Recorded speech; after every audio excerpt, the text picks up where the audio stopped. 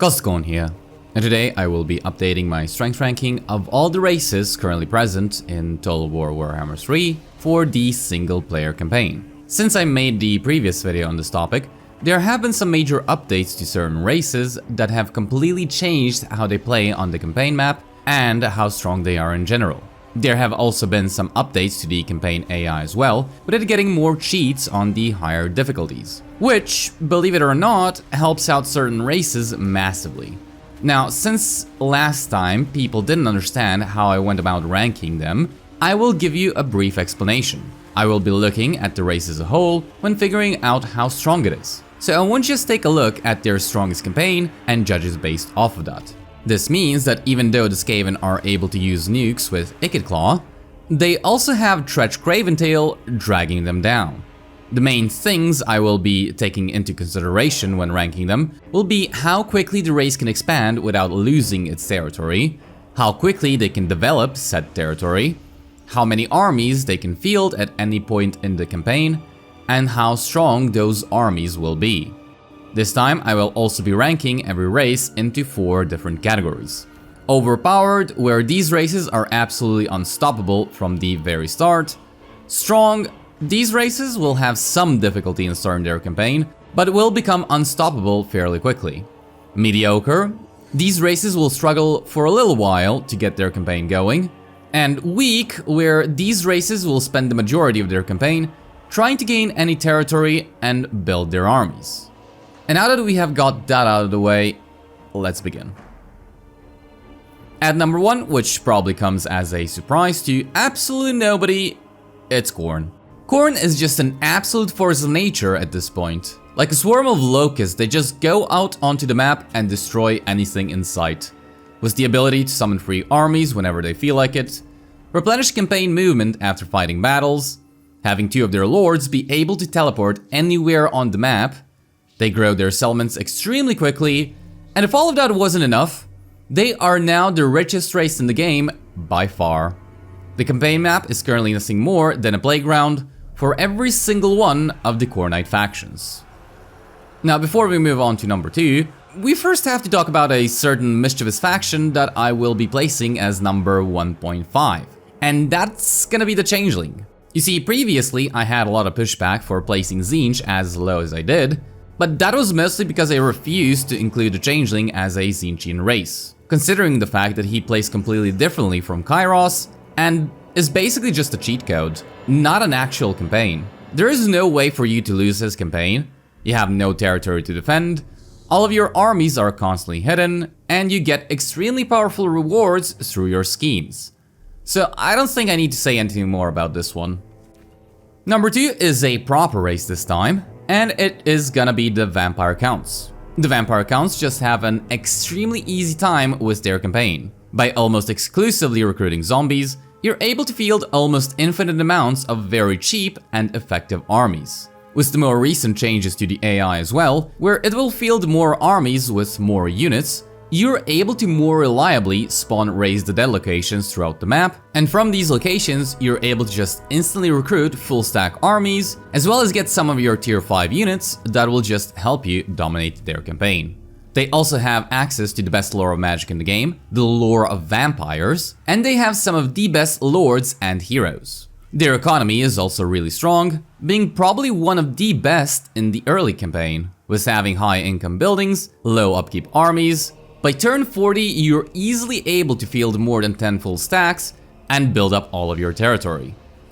At number 3 are the Warriors of Chaos. Absolutely unstoppable on both the campaign map and the battlefield, with ridiculously strong armies, a decently strong economy in the form of post-battle loot, almost impenetrable fortresses as your main settlements, stackable buffs to your units from resource buildings, and top all of this off with the gifts from the Dark Gods that boost your armies and your campaign.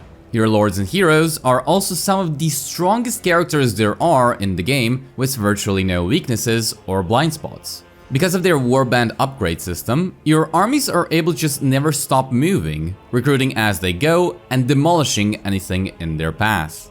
Now, even though nothing has changed for them, they have more enemies to fight, which means more income, more experience, more souls, and an easier time spreading corruption, which will just give you even more units to recruit. So overall, even though nothing changed for them, they are slightly stronger than they used to be. Next, at number 4 are actually the dwarves. Honestly, I don't know if I should be shocked or not, but after thinking about it a bit more, I have come to realize that with the subsequent changes after Thrones of Decay, the dwarves have just become an absolute powerhouse. Gyrocopters are still the best unit in the game, being a tier 2 unit that's able to deal with almost any threat. The Age of Reckoning can provide you with some really important buffs, and has absolutely no downsides to it. You're able to forcefully confederate the other dwarf lords, which depending on how well the AI is performing will either give you lots of territory and armies to just keep snowballing your campaign, or at the very least provide you with a powerful legendary lord.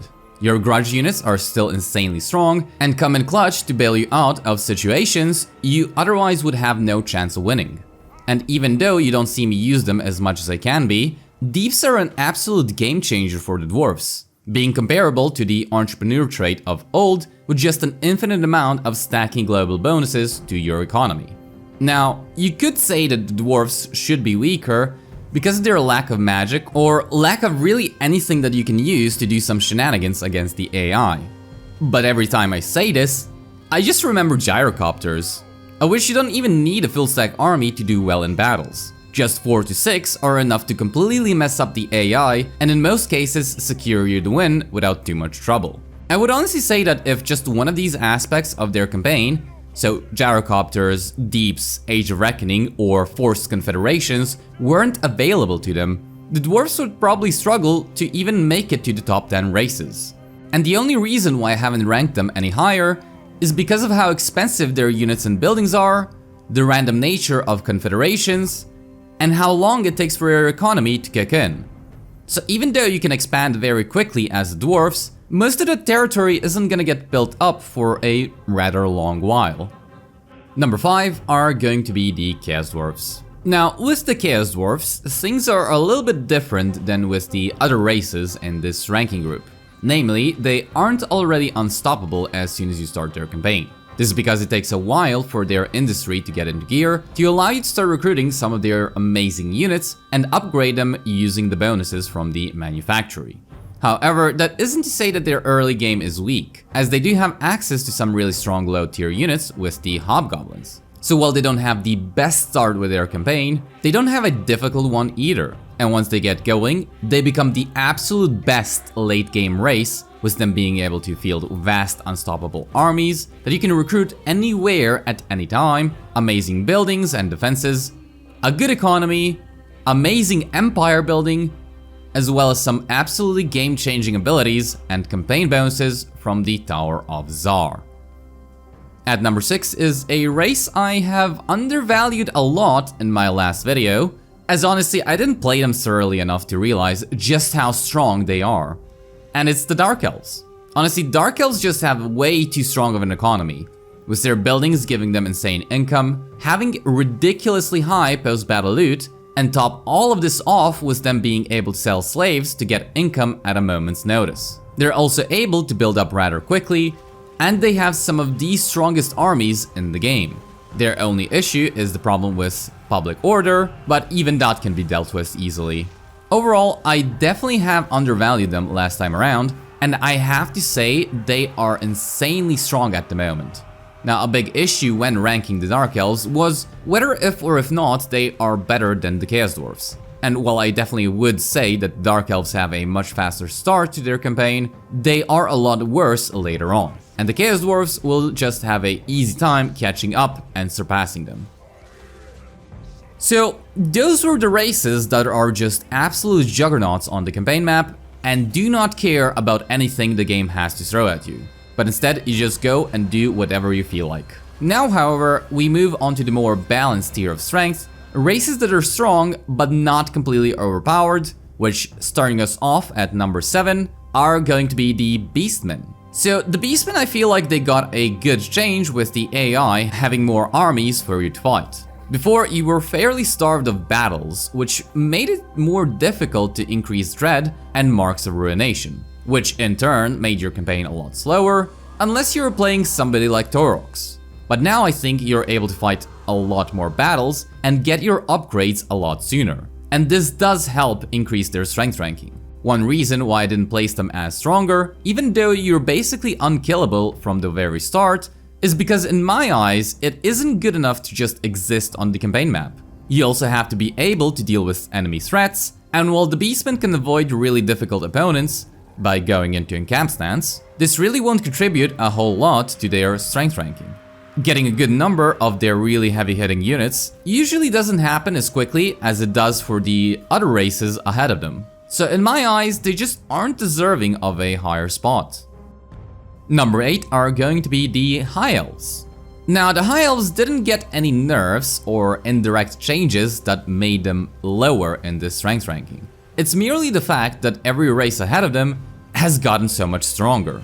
The High Elves are basically as strong as they ever were, with a really amazing economy, strong armies throughout every stage of their campaign, and a very strong and enjoyable late game campaign. But they are starting to fall behind, and it is starting to show a little. At number 9 is the Skaven. Last time I had placed them as rank 13, which a lot of people didn't appreciate for whatever reason, but I still think that I had placed them accurately then. Now, however, they do deserve to be a lot higher up. Previously, the Skaven, like the Beastmen, had suffered from a lack of enemies to fight, and you really just needed to be able to get more food to expand faster and get your tier 5 settlements going, which is actually where the true strength of the Skaven lie.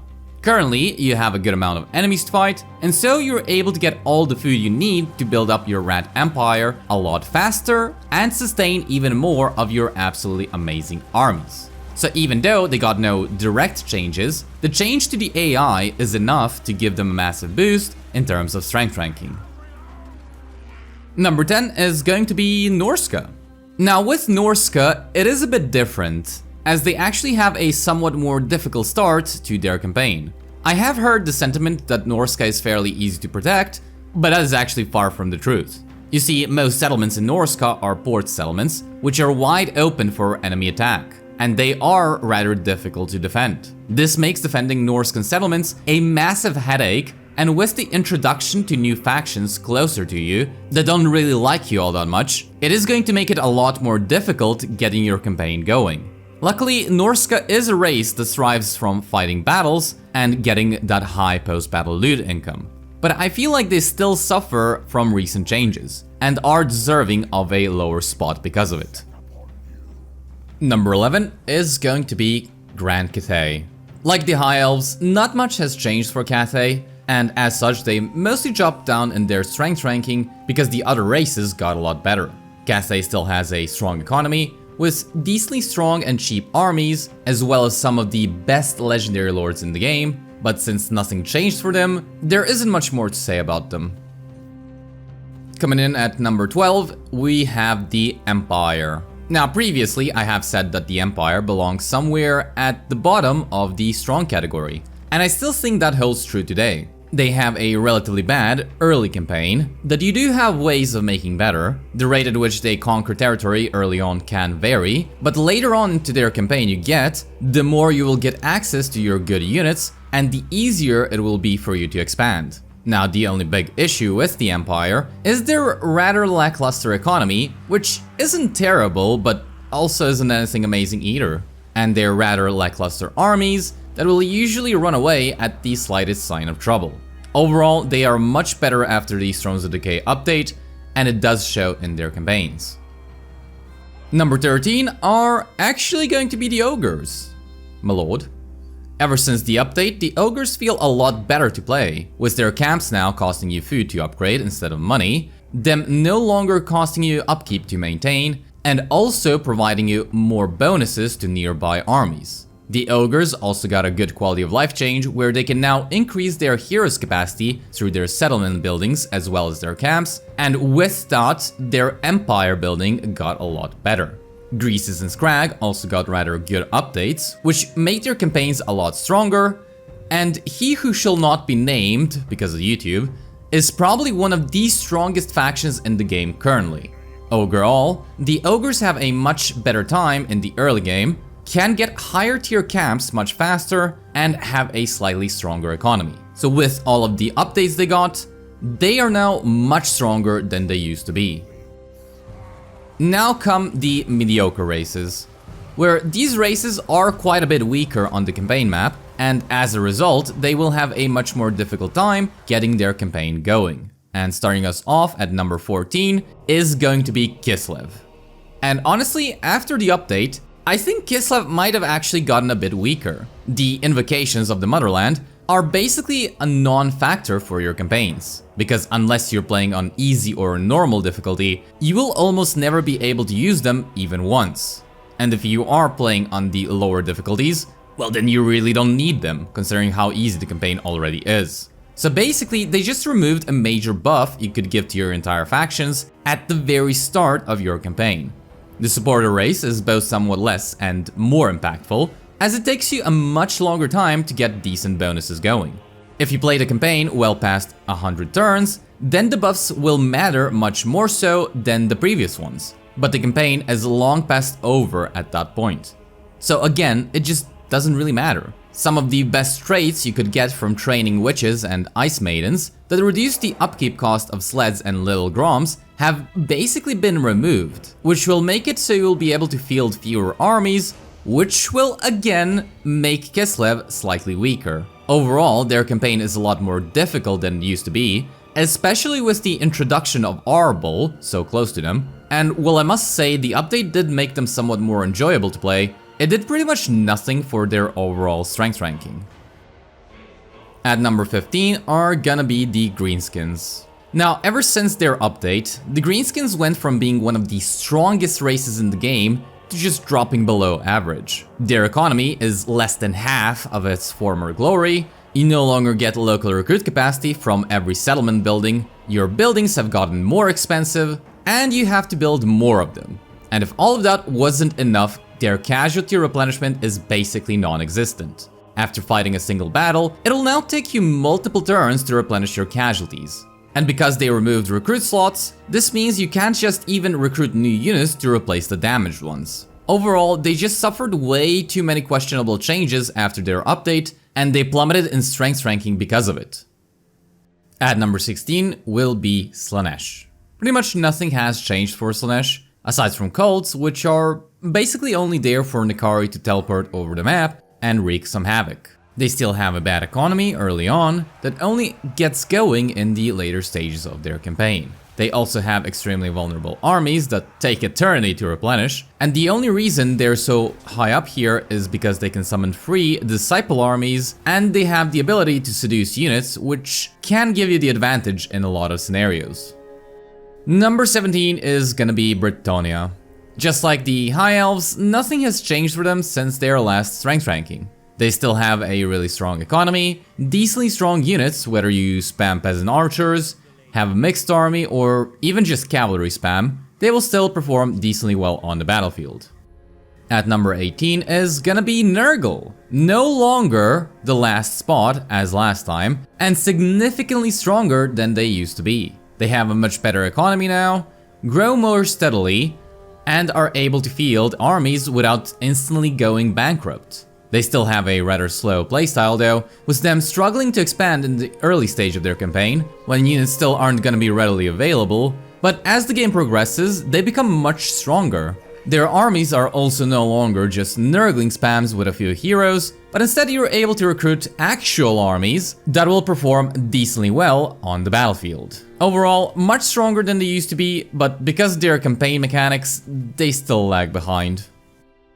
And now we get to the weakest races in the game, and I must stress this because apparently people don't understand.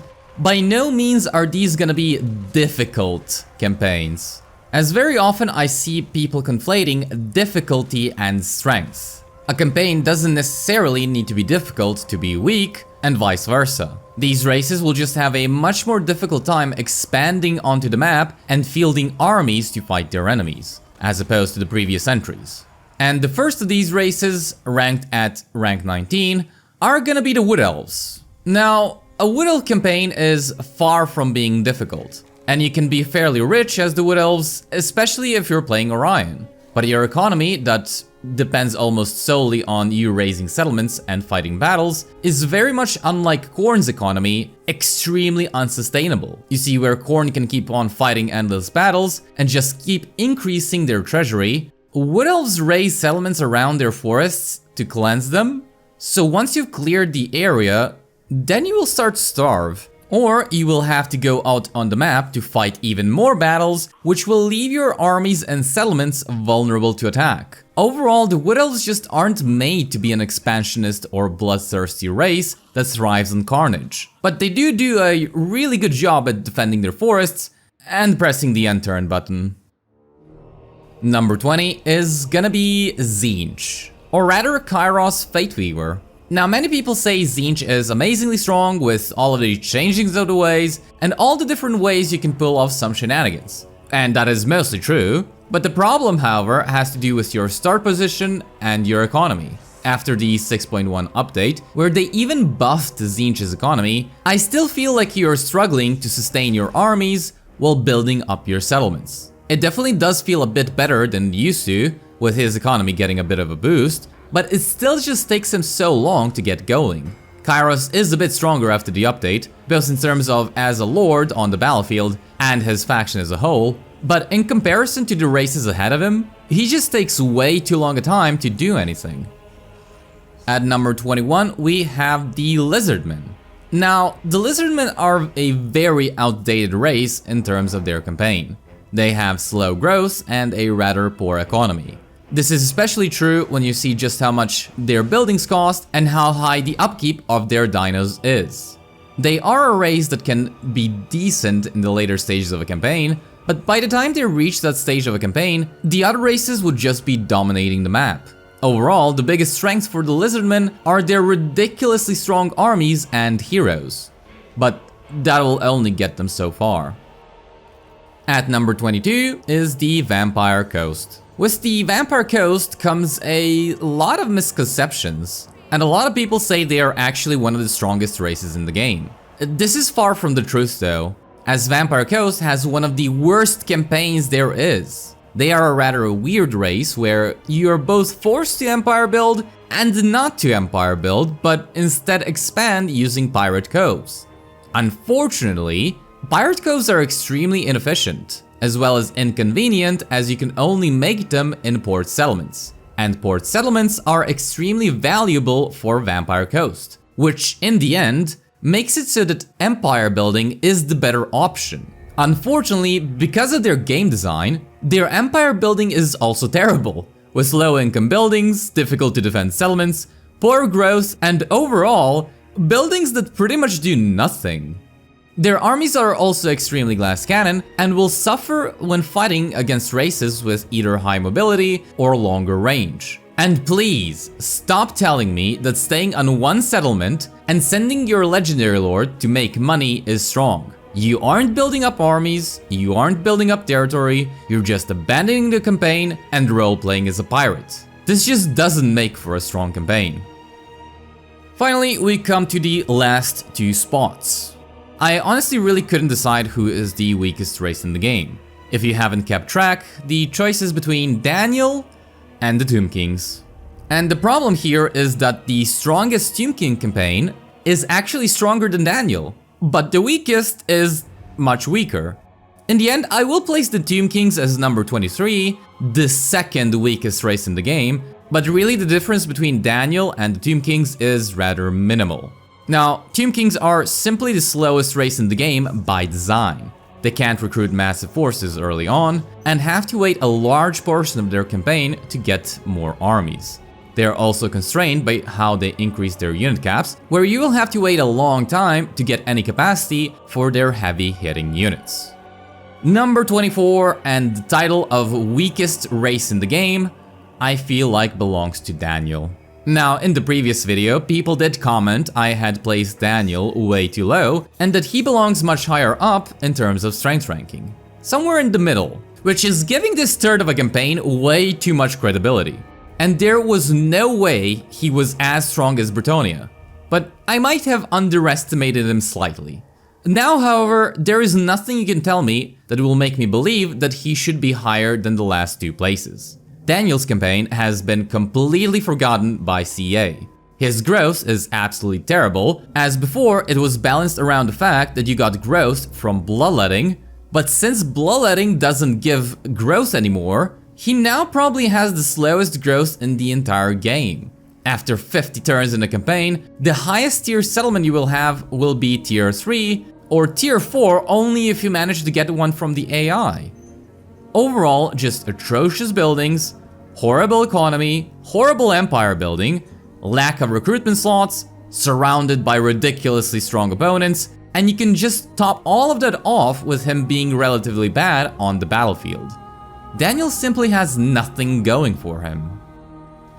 Well, this is pretty much how I would rank all of the Warhammer 3 races based on their campaign might. If you enjoyed this one and would like to watch more of these, don't forget to subscribe for future content. Thank you all for watching, and until next time. Khorne fights as one.